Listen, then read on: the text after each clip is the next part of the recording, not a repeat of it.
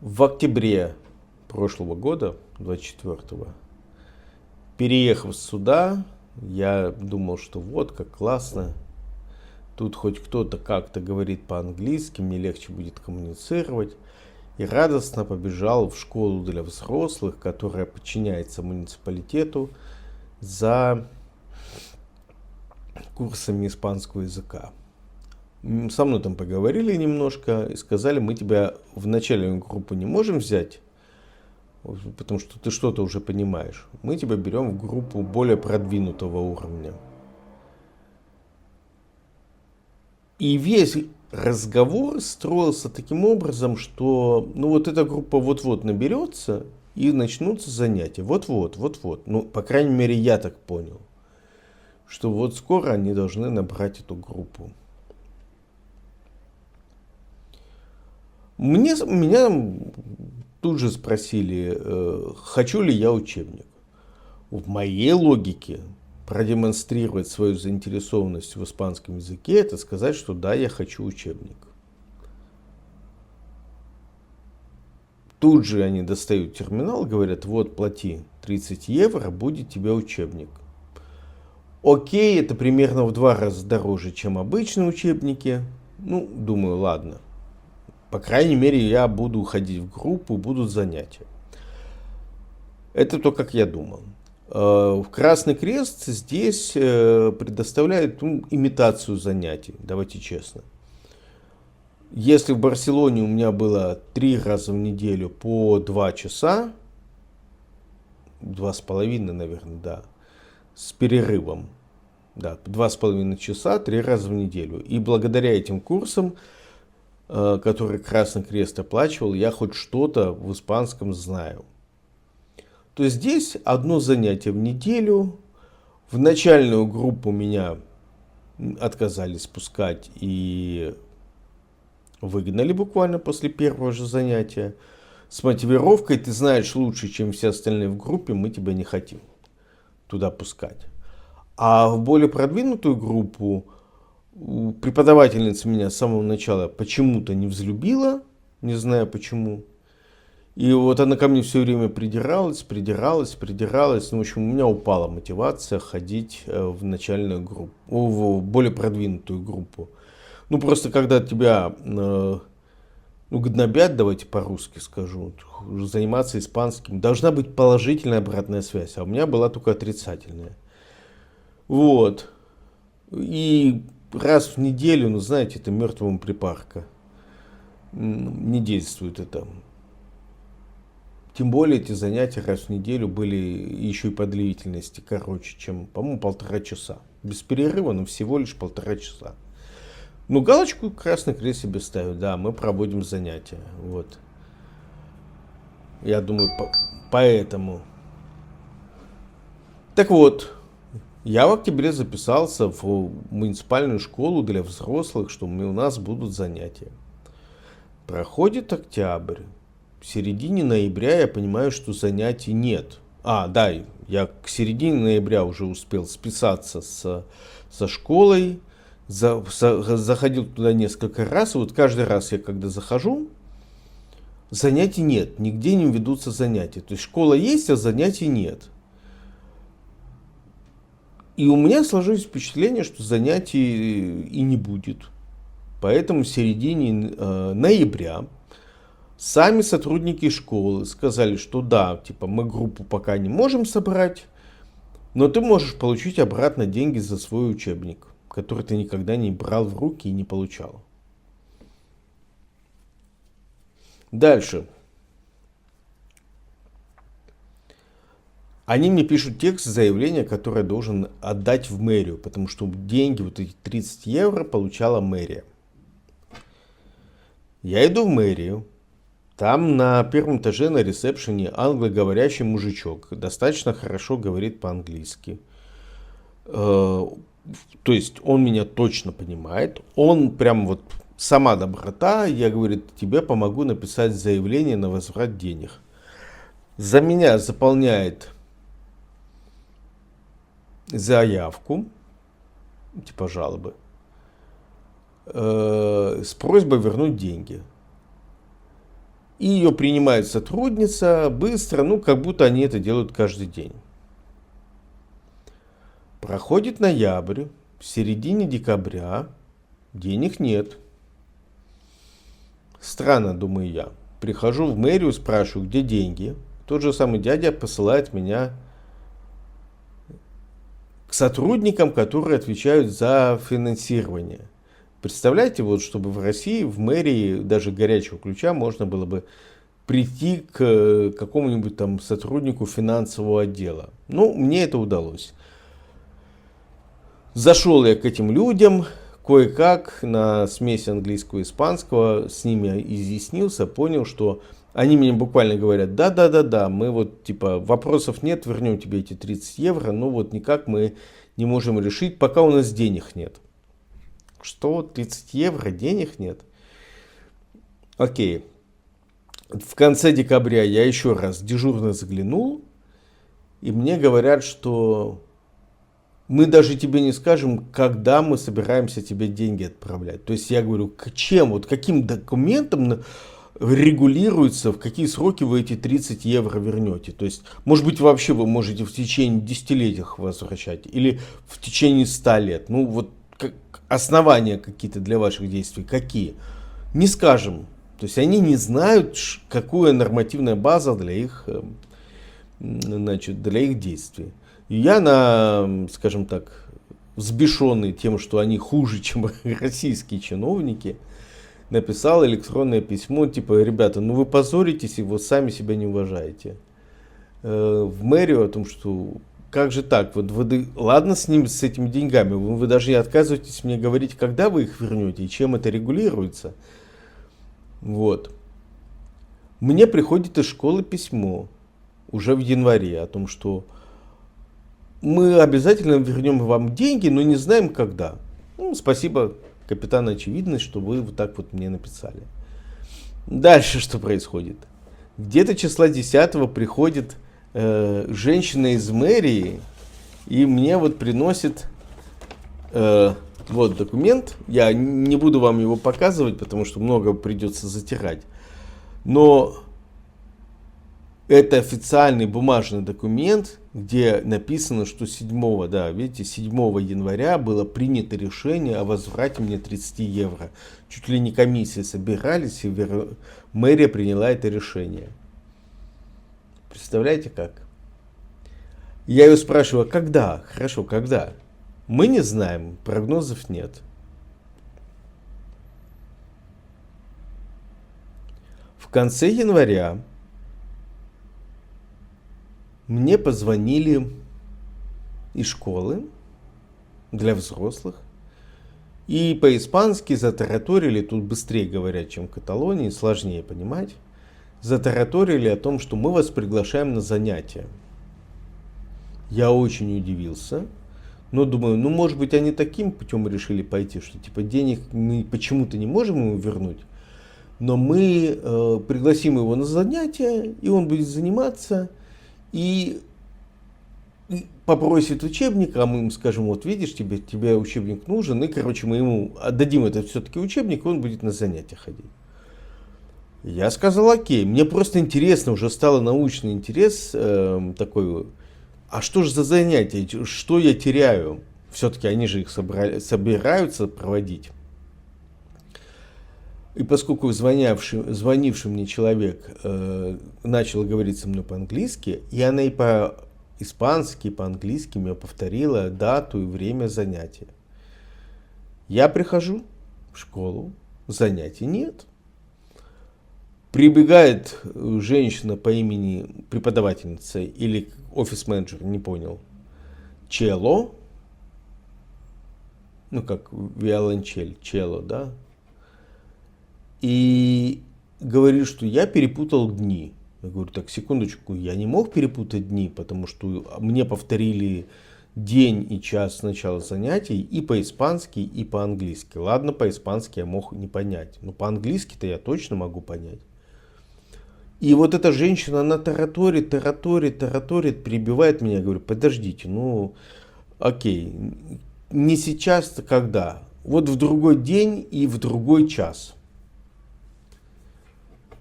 Окей. Дал еще раз ей электронный адрес свой. Она мне прям в лицо врет и говорит, вот мы тебе... И я ей даю свой электронный адрес и говорю, я его даю для того, чтобы вы мне могли написать приглашение на курсы, чтобы вот точно я не перепутал, то есть в текстовом виде. Вы мне это обещали. И она мне в лицо врет и говорит, мы не могли вам написать, потому что мы не знали вашего адреса. То есть я ей говорю, мы с вами состоим в переписке, как минимум у меня есть сообщение о том, что мы вернем вам деньги, а она мне врет в лицо, и я ей говорю, вы мне врете прямо, вот, ну, я не выдержал, я говорю, вы врете, у меня есть с вами переписка, вы точно знаете мой адрес. В общем, жутко вела себя, пыталась меня все время заткнуть, перебить, не давала слова сказать, и все ее желание было в том, чтобы я ушел, просто ушел. Жутко злой вышел, думаю, да черт, что за люди такие вот, ну, не срослось у вас что-то, не запустили вы занятия, ну, скажите честно, почему вот нужно юлить? Выхожу оттуда, из этой школы, и на эмоциях иду в мэрию, спрашиваю, как мне пожаловаться на вот этот разводняк. Ну, они просто как бы 30 евро, типа не деньги в Испании, и думают, забудет, а мы их и оставим у себя. Я так себе это вижу. А может быть, не хотели возиться с вот этими обратными проводками, может быть, это им статистику портит, не знаю. В общем, что происходит дальше? Я прихожу в мэрию, объясняю свою проблему на ресепшене. Мне говорят, вот тебе нужно в отдел по защите прав потребителей. Это отдельная комнатка, но тоже в здании мэрии. Захожу туда и еще раз объясняю свою проблему. Мне говорят, окей, мы готовы с тобой поработать, но приходи в пятницу в определенный час. То есть, опять же, назначают мне прием, вот эту долбаную ситу, которую они любят всем давать, в определенное время. Я прихожу в пятницу, 12 часов дня, меня все равно заставляют сидеть и ждать. То есть у них не бывает такого, чтобы ты пришел по сити и тебя принимают. Нет, все равно придется ждать там, полчаса или больше даже. Прождал, и начинается свистопляска. Как только я сказал, на кого я хочу написать жалобу, что я хочу пожаловаться на мэрию, у женщины, которая меня принимала, тут же вырубается знание английского языка. То есть мы вначале начинаем говорить по-английски, но я свою проблему изложил на испанском языке. Переводчике, чтобы она вообще не мучилась, все поняла. Принес все документы. Вот у меня тут есть кассовый чек, у меня есть вот это вот заявление, что прошу вернуть мне деньги. И мне начинает эта тетка на испанском кричать буквально, что у тебя нету договора, у тебя нету вообще ничего, никаких документов с этой школой. В общем, иди обратно в эту школу. Я говорю, да как же обратно? Вы же у меня приняли вот заявление, все. То есть, если бы это не к мэрии относилось, вы бы у меня не приняли жалобу на то, что верните деньги. И она меня буквально хватает свою сумку, выбегает оттуда. Кто тебе сказал, что нужно идти в отдел по защите прав потребителей? Говорю, вот дядька на ресепшене. Выбегает, бежит к этому дядьке. Я подхожу, мы с ним по-английски объясняемся. Говорю, вы мне сказали идти жаловаться на мэрию вот в это окно. Он говорит, нет, я не говорю. Говорю, ну секундочку, как бы я придумал, что нужно туда идти? Я же ничего здесь не знаю, я тут только начал жить. В конце концов, вот просто, что называется, сыр в глазах, божья роса. В упор, типа, нет, я ничего не знаю. И вот они сливаются, все сливаются. Но какой есть нюанс? Тетка вот эта, первое, что она сделала в отделе по защите прав потребителей, она взяла из моей жалобы, переписала себе в табличку мои персональные данные, все. А она не могла этого делать без моего согласия. Тут тоже есть закон о защите персональных данных. И она себе это в табличку написала как перечень лиц, кому она оказала юридическую услугу, консультацию. Я возвращаюсь к ней и говорю, ну как же так? Вы же мне вообще ничем не помогли, вы убежали от меня с сумкой. Нет, Нет, я не брала никаких твоих данных. А при этом я, конечно, слышал, как она для своего понимания, ей сложно фамилию записать, она прочитала мои данные, проговорила их вслух и записала туда и год рождения, дату рождения, и телефон. То есть собрала с меня персональные данные с моих документов. Я их показал ей, что у меня есть подтверждение товарно-денежных отношений. Она втихаря, ну вернее не втихаря, а без предупреждения оттуда данные переписала. Короче, покричали, они, когда с ними ругаешься, тут же выключают знание английского языка, тараторят на испанском, я их прошу más despacio, más lento, то есть, пожалуйста, медленнее, размереннее, нет, орут, кричат, вот. В конце концов, итог истории какой? Попытался пойти в муниципальную полицию локали, написать жалобу уже на то, что мои персональные данные. Мне стало обидно по-человечески. То есть тетка не только не помогла, она меня по сути выгнала, но при этом она себе галочку поставила, что типа я ему оказал услугу. Я пошел в местную полицию, пожаловался, что она мои персональные данные без моего согласия взяла. Оказывается, в Испании есть свой аналог Роскомнадзора, но не в плане цензуры пока, хотя все к этому идет, а в плане того, что в Испании есть орган, который занимается контролем за персональными данными. Обязательно дам вам ссылку на эту организацию. То есть у вас персональные данные без вашего согласия не имеют права собирать.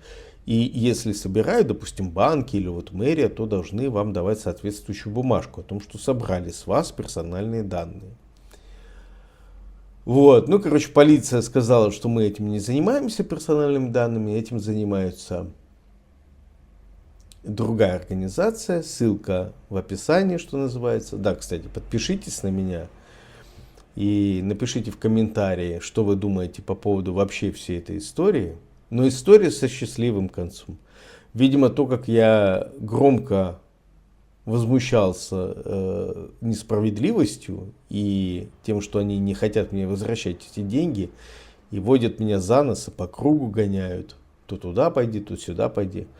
И мой визит в полицию сыграли свою роль. И вы не поверите, ребята, сегодня я получил 30 евро обратно. Понимаете? Сработало. Может быть, то, что я кричал на первом этаже. Может быть, то, что... да, еще оттенок какой. Мне пришло официальное письмо от школы, что они обиделись, что раз я попросил деньги за учебник обратно, то и на курсы они меня не возьмут. То есть они решили мне так отомстить. Взять и пошел вон. Не берем мы тебя на курсы. Вот. Но я на самом деле не расстроен, потому что при вот всем таком отношении, то что октябрь, ноябрь, декабрь, январь, 4 месяца они формировали группу, при таком отношении, что они тебе врут в лицо, при том, что у них абсолютно идиотское время для занятий 11 утра. Рабочий день, четверг, 11 утра. Вот объясните мне, если бы я работал где-то, ну, допустим, ну, что я умею? По строительству руками умею работать, там, электрик, слаботочник и еще что-то. Как бы я ходил на эти занятия испанским языком? Ну, кто меня с работы отпустит в рабочее время что-то делать? То есть вы либо ставьте на вечернее время, там, после 6, либо на раннее утреннее время, допустим, в 9, чтобы можно было к 11 закончить. И, соответственно, дальше на работу, ну, хотя бы так с 11 до 8, без перерыва или еще как-то. Но занятия предположительно должны быть пару часов, то есть с 11 до часу. Как раз самое рабочее время, вообще непонятно почему. И объяснение этому есть. Объяснение в том, что это школа муниципальная. Им плевать на то, как ты будешь выкручиваться. Они сидят на бюджете. И им не важно качество обучения, им важно по головам. Сколько вот там людей к ним ходит, какая группа, какая эффективность, насколько они хорошо будут учить. То есть я абсолютно уверен в том, что сделал правильное решение не ходить в эту группу, потому что, во-первых, у меня уже накопилась такая негативная мотивация по поводу этого, а учить язык через силу — это худшее, что можно придумать, только отвращение к языку выработается. Ну и во-вторых, я полагаю, что занятия будут столь же малоэффективными, как и в Красном Кресте. И такая же ситуация, для полноты картины, такая же ситуация в Каталонии. Там тоже есть муниципальные школы. Там вообще очень сложно получить обучение испанскому языку. Все, в основном они учат каталанскому языку. И представляете, в одной школе я записался в январе или феврале, а пригласили они меня на занятия только в сентябре, на следующий учебный год. Вот так забиты группы. И о чем это говорит? О том, что если вы едете в Испанию, рассчитывайте на то, что курсы испанского будете только покупать. Бесплатных или условно бесплатных курсов здесь не будет.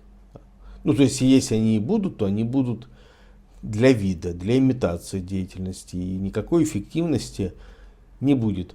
В Каталонии мы учились в частной школе. Школа была удобно расположена около площади Каталонии в Барселоне, то есть легко было туда добираться. И учили нас учителя коммерческие, то есть те, которые привыкли за деньги учить группы. Поэтому девушка, которая была преподавательницей, она сразу после университета пошла преподавать. Она прям очень старалась, чтобы мы хорошо все понимали, и у нее было такое рвение и желание нас научить. И все равно, вот смотрите, когда вы по несколько часов 3 раза в неделю, эффективность намного выше, чем вы раз в неделю, там несколько часов мертвому припарка. Кстати говоря, я бы не смог ходить на эти курсы в школе для взрослых еще и по той причине, что они проводятся в то же время, что и курсы в Красном Кресте. Ну, то есть, если бы я ходил в Красный Крест, я бы не смог ходить в школу для взрослых. А так я ни туда, ни туда. Плохо, плохо. Ну, больше мотивации будет учить самому. Хотя бы я не буду терять время на бесполезные занятия. Вот такая вот история. С вас подписка, комментарий, как я поступил, хорошо или плохо, по вашему мнению. Сэкономил я или сдурил.